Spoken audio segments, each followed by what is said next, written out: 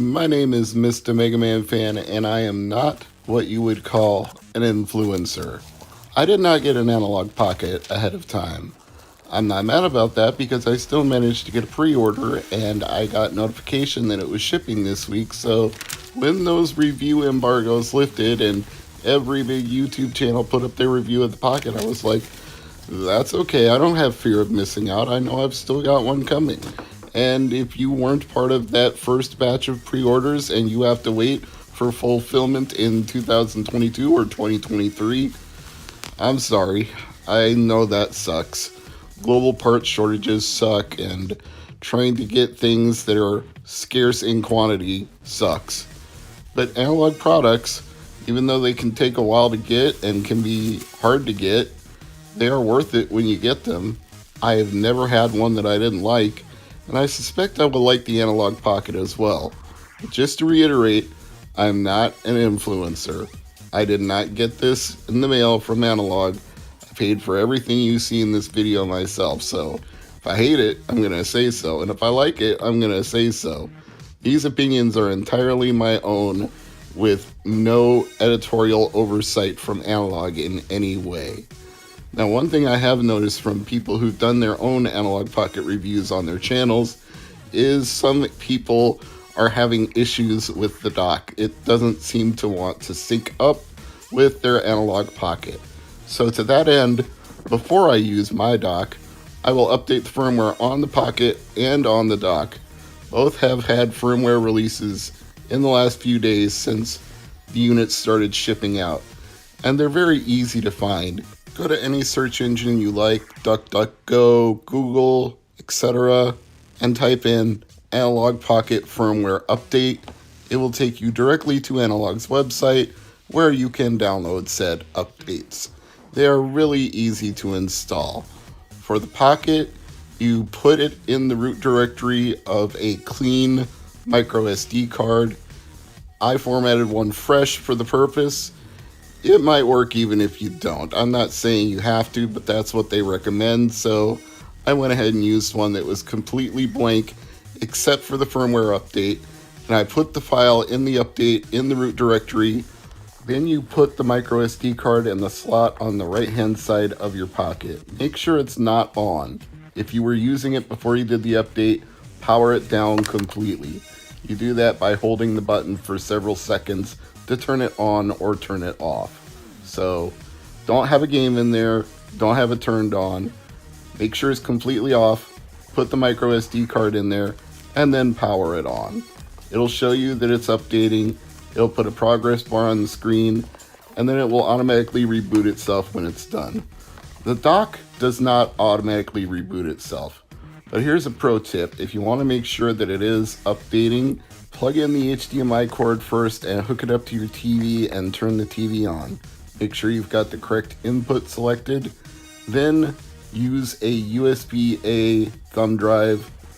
You've got 100 of them around, I'm sure. My wife had one that she got free from a bank as a giveaway. So I put the update from Analogue's website for the dock on that thumb drive because there were no other files on it, but format it if you want to be safe. FAT32 in both cases, if I didn't already say that. So, once you put the thumb drive into either the USB port on the left or the right side of the dock, plug in the power. And if you've already got it hooked up via HDMI to your TV, you will see a status update bar on the screen with your TV turned on, just like you will see on the screen of the Analogue Pocket when you do that update. And it'll power itself down once the update is complete. Then when you dock it, everything will be golden. But you'll see that soon enough in my video. So as you can see, here's everything that came with the dock. And now I will unbox the Analogue Pocket. I know some people were complaining that the Pocket does not come with a charge brick, but if you bought the dock, you got a charge brick and an HDMI cord and a USB-C cord, which is kind of ironic because the Pocket itself also comes with a USB-C cord and no brick. But if you have the dock, then that's not going to be a problem. And even if you don't have the dock, surely you have a power brick for a cell phone that you can plug it into to charge. And if not, then you can plug it into a MacBook, because those have USB-C these days. And if not, just buy a power brick. I mean, it's the least of my concerns at this point. I'm sure you can figure something out. But for me, the fact that the Pocket didn't come with a power brick was not a gripe since the dock came with one of its own. I gotta say, there's some good heft to the weight of both the Pocket and the dock, so either they used really solid components or they added extra weight to it to make it feel more premium, which I'm not complaining about in either case, because when you spend $200 for a handheld, you probably want it to feel premium, right? I know I do, and it does have that feel. Everything about this has that feel though. The box itself, the little envelope inside with the quick start guide, the whole presentation has a really impressive product quality. The kind of thing that you would expect from a major brand like Nintendo or Sony is present in Analogue. Nothing about what they do seems or feels cheap. Even the cords that they bundle in with these systems have the Analogue logo on them, which is probably unnecessary, but it's a nice touch. As you can see, the one for the Pocket is exactly the same one as the one that comes with the dock. They both have the same cord length and they both have the same logos on each end, and they're both USB-C. So, like I said, if you don't have the dock, just find something you can plug this USB-C into to charge your Pocket. You'll know that it's charging by the little LED light on the bottom side next to the right of the plug. It comes with a little bit of charge to begin with, but not a full charge, and that's typical for these products when they ship out. They don't send them fully charged. You charge them up all the way once you get them. So next step here is to remove this screen protector film. I did order the official tempered glass screen protector when they opened the newest round of pre-orders, so I don't know when that'll ship, but I'm willing to use it in the meantime without one because they call this screen Gorilla Glass. It's supposed to be really high quality stuff, hard to break, hard to scratch. I want to put a protector on it eventually, but I'm not freaking out that I don't have one in the meantime.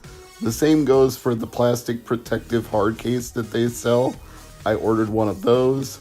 Don't have it yet, but I will use it once I do. And the Game Gear adapter is the last thing I got during the latest round of pre-orders. So if those don't ship until the new Pockets ship, then I'm in the same boat as the rest of you when it comes to getting all of my accessories. This is what you'll see when you boot it up for the first time, which I did just to make sure it was working before I installed the firmware. I mean, spent $200 on this thing, right? You might as well at least turn it on and make sure it works. But I didn't dock it until I updated the firmware on both. Yes, there is an end user license agreement. Yes, it is really long. And yes, I agreed to it without really reading it in full. I suppose I can go back and watch this video in slow motion to see every little bit of that text, but I was, needless to say, anxious to actually try this thing out. It's a quick test with The Legend of Zelda Link's Awakening just to make sure everything is hunky-dory here. Now, I do understand what people have said about the Pocket when they say that the cartridge slot is rather open. There's nothing holding it in place like there is on an original Game Boy, but I'm not too worried about that issue either. I don't think I'll accidentally nudge the cartridge while I'm playing. I've heard some people say it can happen. It doesn't feel like it's loose in there, but I mean, if you throw this thing around, it's probably going to malfunction whether or not the cartridge slips. So just treat it with the same care and respect you would any other premium or handheld device that you have. It's one thing that the original DMG Game Boy taught me when I was very little, because I used to have a tendency to throw my joystick when I would get frustrated.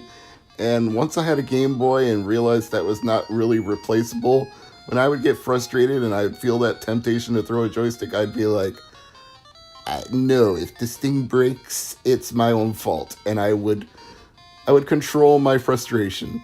So, yeah, I learned a good lesson from having a Game Boy as a kid. Incidentally, I don't know why I used the word little, because I would have been a teenager when the Game Boy came out, but that's what happens when you get old. Time gets compressed and things seem farther away than they actually were. So let's just get a quick look at all of the options that come with the Pocket. I like Analogue's own palette here. I think Analogue GB looks really nice, but if that's not your bag, you can always switch it to DMG when you're running in Game Boy mode, and that'll give you the pea soup green, as they call it. Or if you had a Pocket and you didn't have the original DMG, you can replicate that color palette.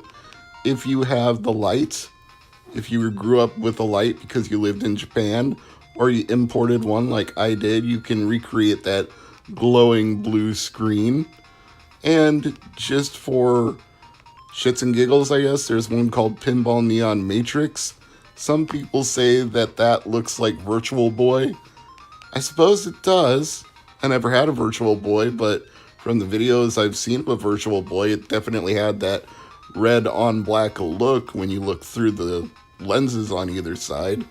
Now, if somebody could make a Virtual Boy core for the Analogue Pocket that would display those games on TV, I realize it wouldn't be the stereoscopic 3D, but it would be a nice way to play those games. And I have seen some people make Virtual Boy handhelds that are really clever and creative, but I wouldn't be able to cannibalize a Virtual Boy and do that myself. And I wouldn't want to anyway, because I know how hard to find and expensive they've become.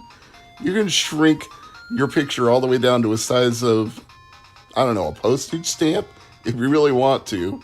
But I would recommend leaving it in the full width and height when you're playing Game Boy games, which, as you can see, is 1600 by 1440, which is a 10:1 scale over the original Game Boy's 160 to 144 screen.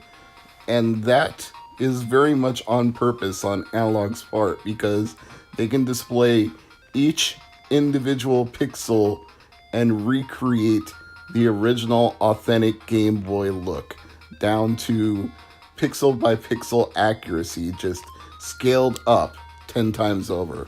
But if that's too big for you, then switch it to a smaller size. Get whatever scale you like. Now, when I clicked on the button to sync my Switch Pro controller, it found the dock immediately. I know that was professed to be one of the features of the dock, but it was still rather impressive to me when I hit the sync button and it just found it and it just worked.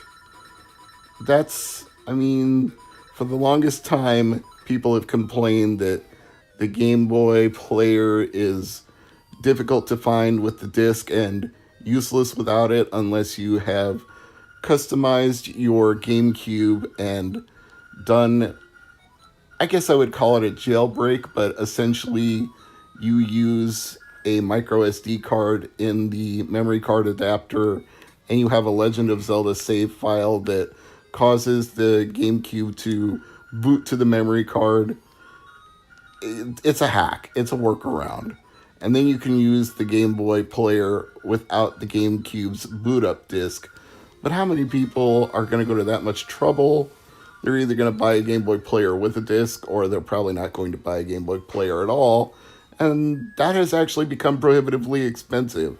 Probably at this point, more so for the Game Boy player disc than actually buying an Analogue Pocket and a dock. I haven't checked the prices lately, but at one point they were pretty bad. Now, when you dock the Pocket, there will be some options that you have and some options that you don't. Like, you can't go and switch the handheld mode displays. You can't do like DMG and Pocket and Light, but you can still change it to the built-in color palettes that are there. You can select any of those.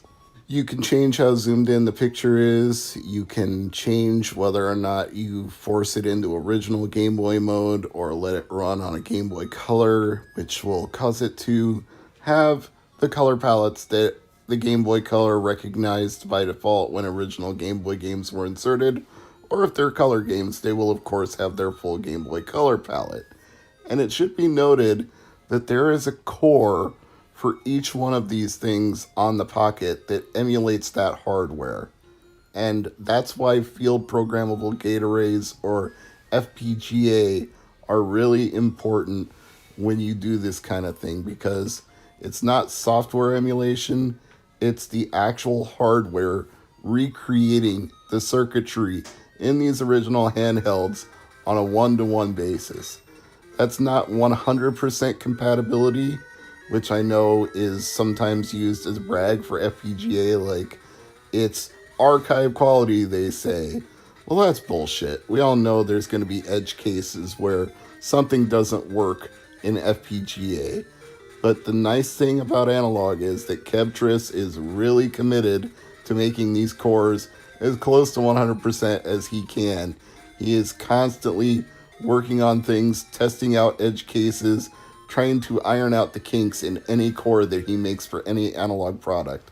So if you're concerned about accuracy or quality, you're in good hands with Analogue, because it's going to be way higher than it will ever be with a software product.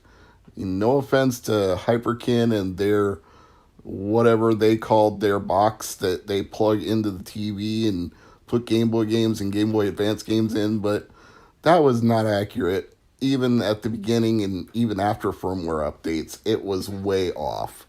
So far with this, it's way right. I have yet to find the edge case that didn't work correctly, whereas with that Hyperkin Game Boy player thing, there was no edge cases. It was just regular games not working the way they were supposed to. I'm trying out some weird stuff here on my Everdrive GBA X5 just to see if the Pocket can handle it, and I am not encountering issues.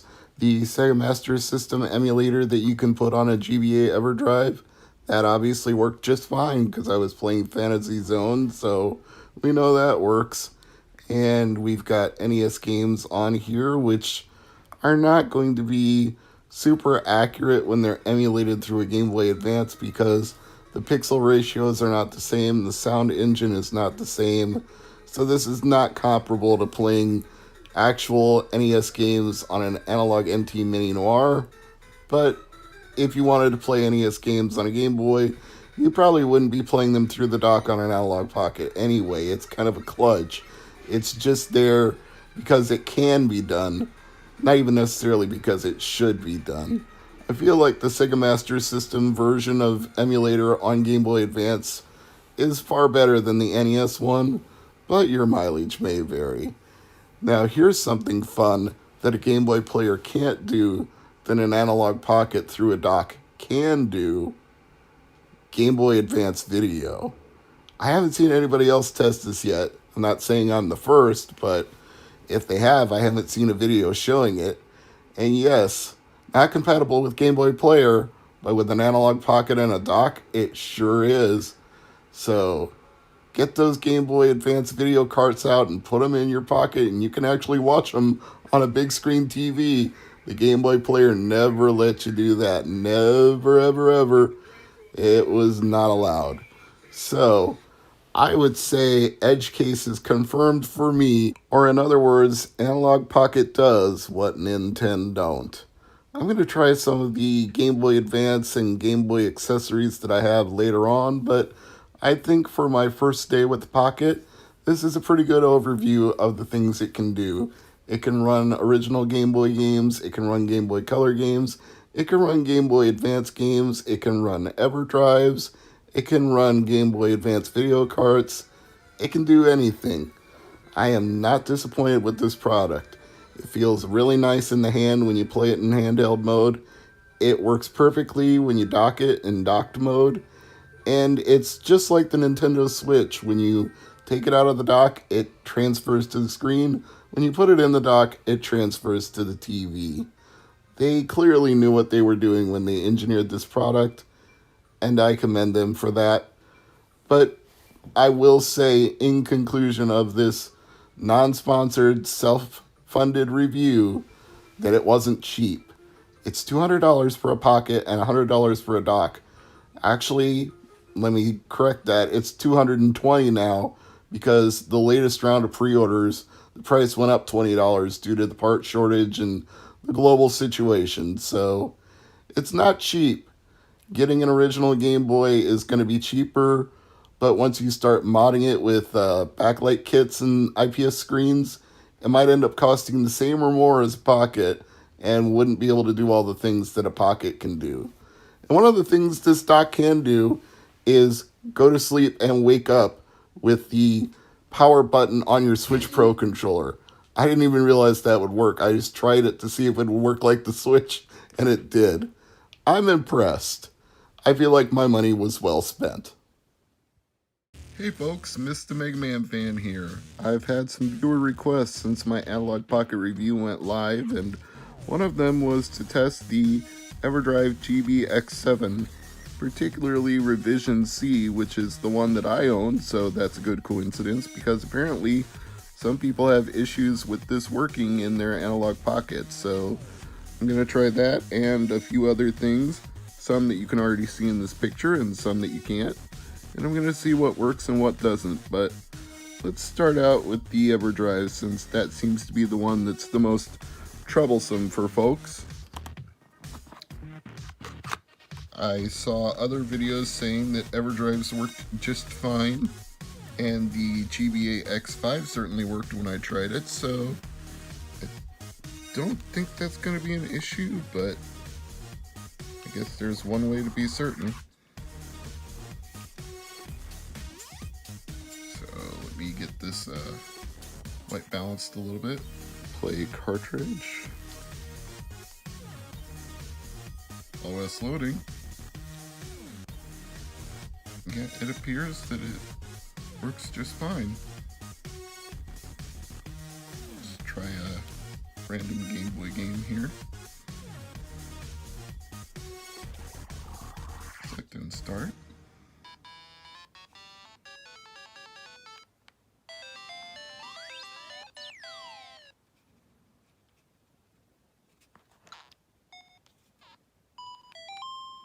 Yeah, okay, let's squeeze the cartridge. Save state.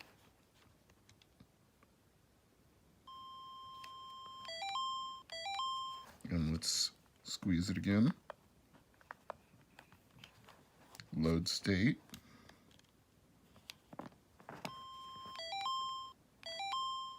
Yeah, seems to work fine. Back to menu.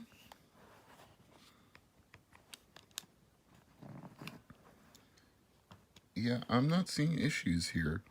Let me try a Game Boy Color game. Go with Mega Man Extreme.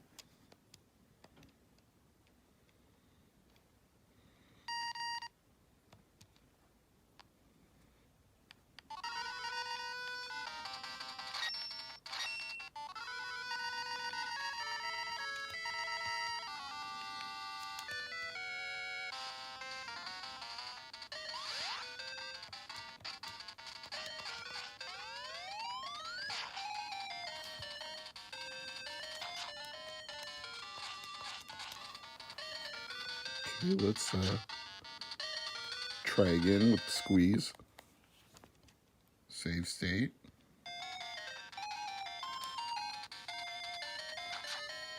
And load state. Guys, I'm not having any issues here.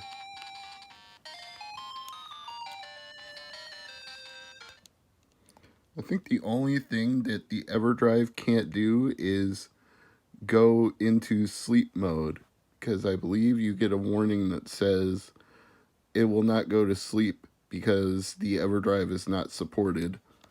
Let me just run it one more time. You will confirm that. Go back to a Game Boy game. Let's see, Adventure Island 2.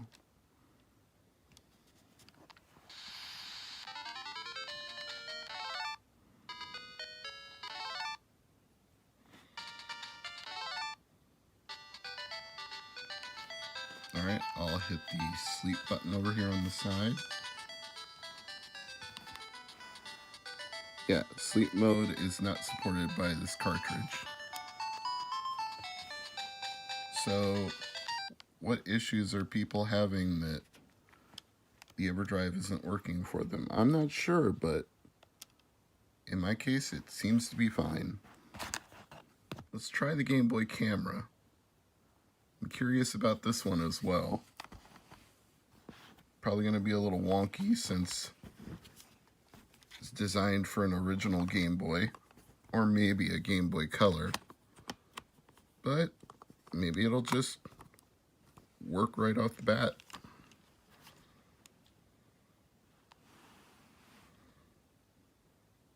Yeah?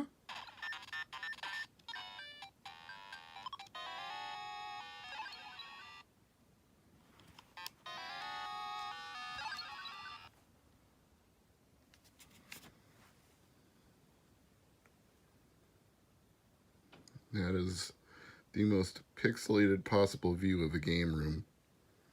Let's turn the camera around facing the other way. And do the world's worst selfie. Almost no way this is going to come out with all the light reflecting. Well, I guess you can see me holding the camera, so that's something.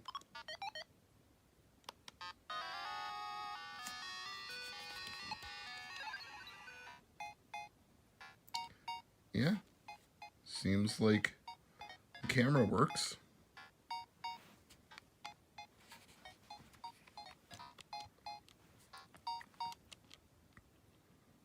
All right, let's get a little more esoteric here. Game Boy Advance accessories and peripherals, A and P. Let's dig into this.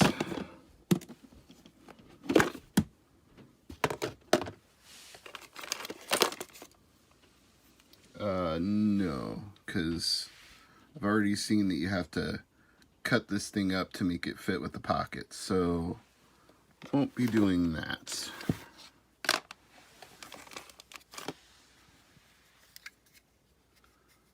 Infrared transmitter.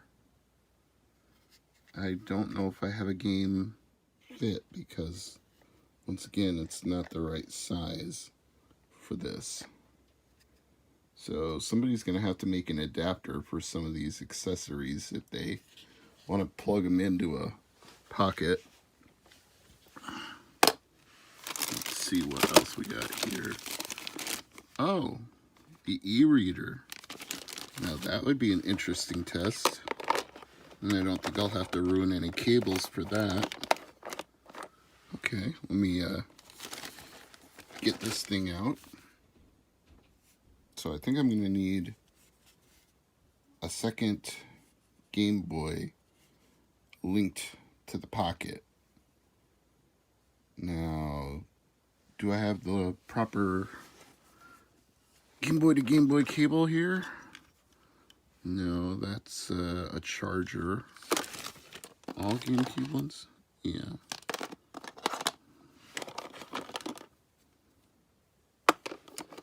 Surely I have one that's just system to system. Maybe this is it.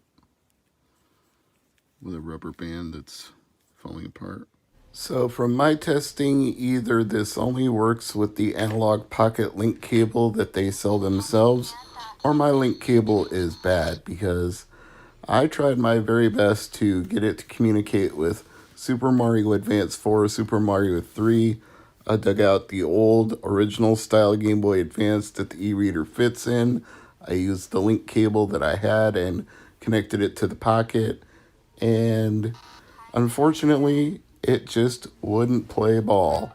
When I went into the area where you communicate from one Game Boy Advance to the other, it would say, unable to communicate, no matter what I did.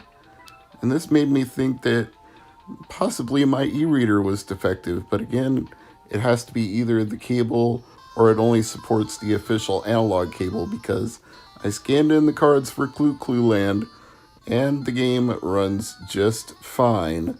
So it's not an issue with the e-reader. It is definitely an issue with the link cable not being supported, or you have to use the actual analog cable that they sell.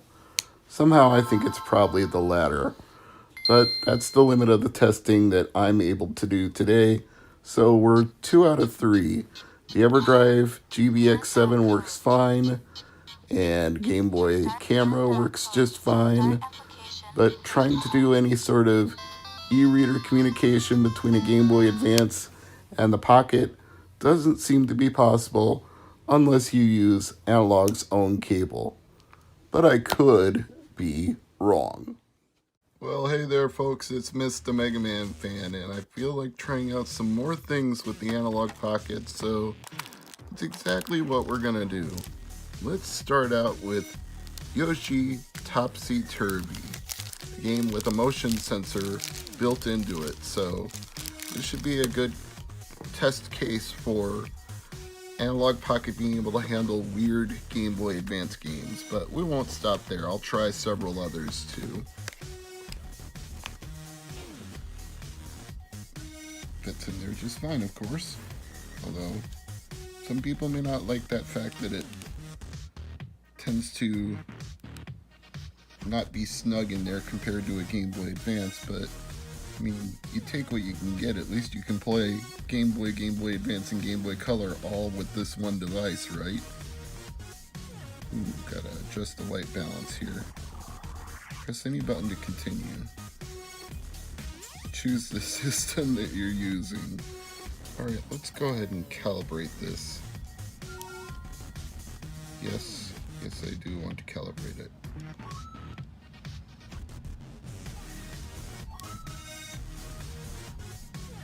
Hold your advance at a slight angle. Well, we're going to consider it an advance for this purpose. Let me get a little more comfortable here. Hold it at a slight angle.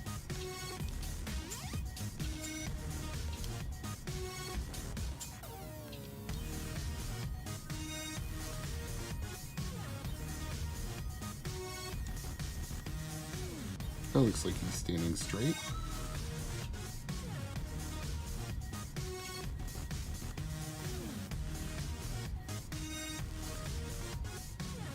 Call that straight.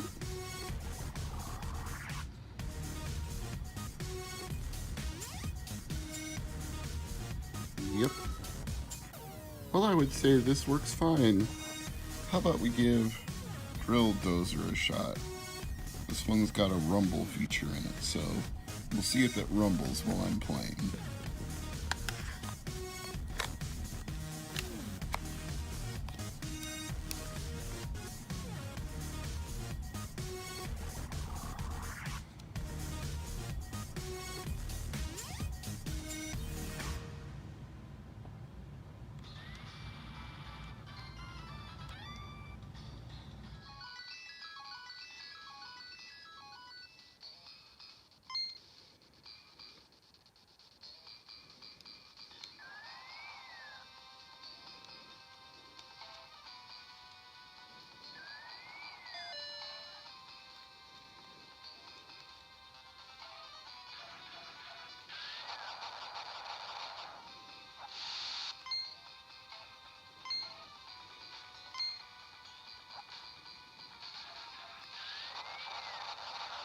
At this point, I've got to say I'm not actually feeling any rumbling while I'm playing the Pocket, but I'm not sure if that's because the rumble motor is dead or if it's because my copy of the game just doesn't do that on an Analog Pocket. But it's not rumbling.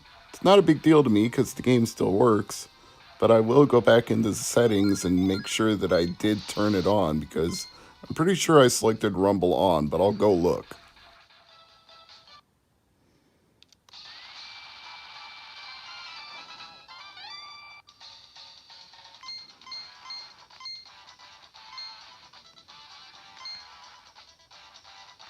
So it's definitely not because I didn't have rumble on. So either that feature is just disabled by default when you're using a rumble cartridge in a Pocket, or it's just dead. The motor in it to make it rumble is dead. I'll try it on a Game Boy Advance later, but the game still works, so not totally disappointed by that. Let's try WarioWare Twisted, another gyroscope game.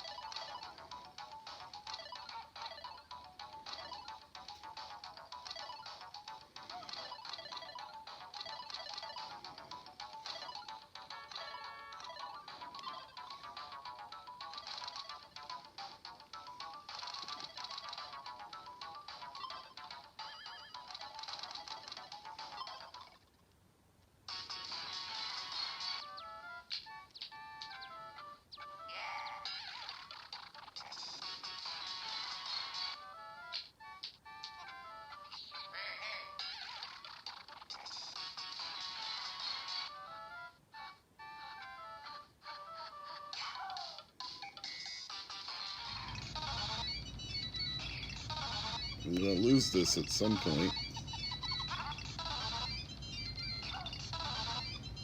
Just the pain. Yeah, I couldn't take it anymore. Let's try Boktai, the sun in your hand, which has a solar sensor in it. I don't know how well that'll work in artificial light, but we'll find out.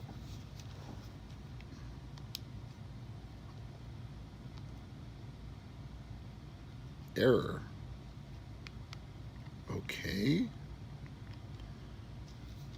Let's try that again.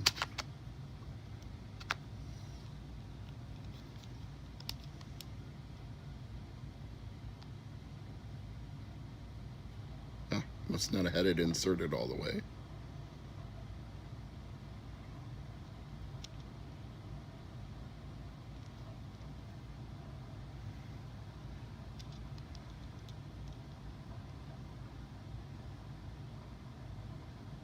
You probably can't tell what I'm doing at this point because of the camera angle, but the game tells you to put your hand over the solar sensor on the top of the cartridge, and when you have it completely covered, press the A button.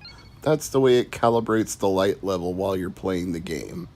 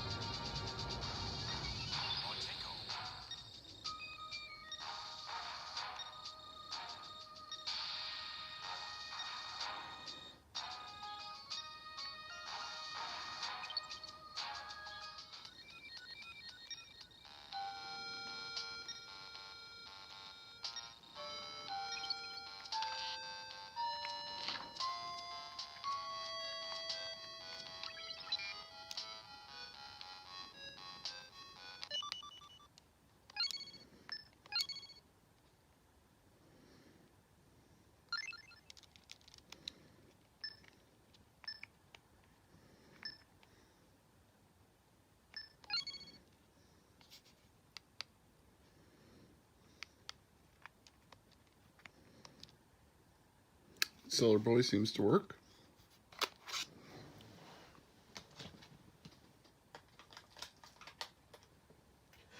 What else can we try? Let's see. Rockman EXE 4 or Rockman Battle Network 4, whichever one you want to call it.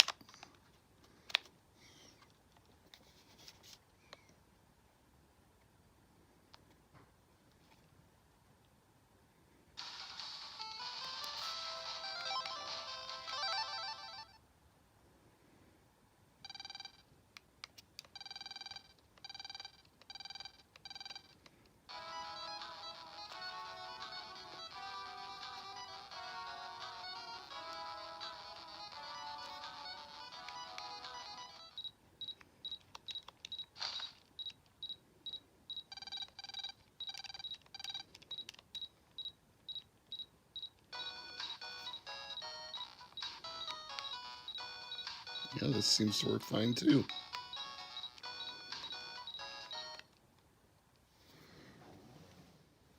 Classic NES series games, since they are known to give emulators trouble, so...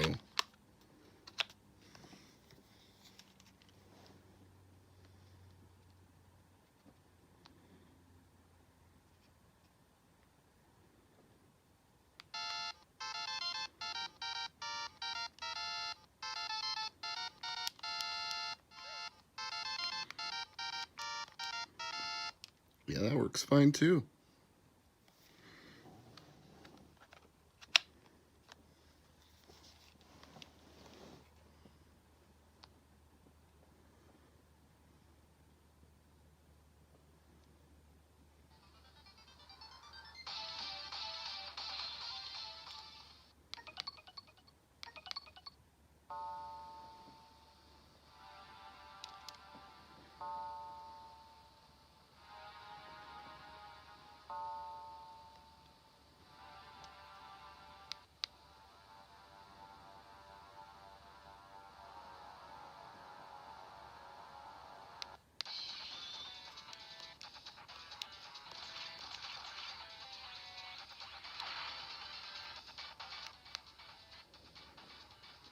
Yep, everything works fine. Well, that's it for today's testing. Everything I tried, everything I threw at it worked fine, other than the rumble and drill dozer. I'm Mr. MegaManFan, and as always, thank you for watching. Subscribe if you're not already subscribed, and I'll see you in the next video. Hey Megamaniacs, Mr. MegaManFan here, and since Ryan brought it up in the comments the other day, I thought of one more thing we could try on the Analogue Pocket. This is Kirby Tilt and Tumble. So it has a motion sensor in it, just like WarioWare Twisted and just like Yoshi Topsy Turvy, only it's a Game Boy Color game. So let's give this one a shot in the old Analogue Pocket and see how it handles it. First we'll get my Everdrive out of there, GBA X5, which you saw in my very first Pocket video. Works just fine. I know some people have said they have issues with the GBX7, but I did a video testing that, and so far as I can tell, I'm not having any issues with it. But if you're having issues with it, I'm sorry. I can't replicate them on my end, so I apologize in advance for that, because if I can't recreate the error other people are having, how do I know they're having it? But I'm not saying it's not real. I'm just saying it's not happening to me for whatever reason. I don't know why. Okay, let's give Tilt and Tumble a rumble, a whirl, a shot, a try. Let's do something with it. Well, let's turn on the Pocket first. There we go. Sometimes you gotta hold that button in for a little bit longer than you would think.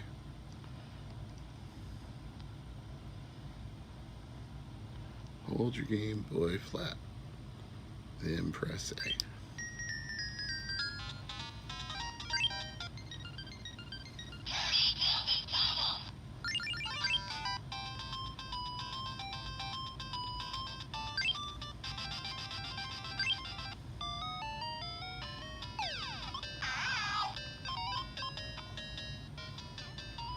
Well, this is going to be hard to film, isn't it? Okay, let's see if I can get an angle here.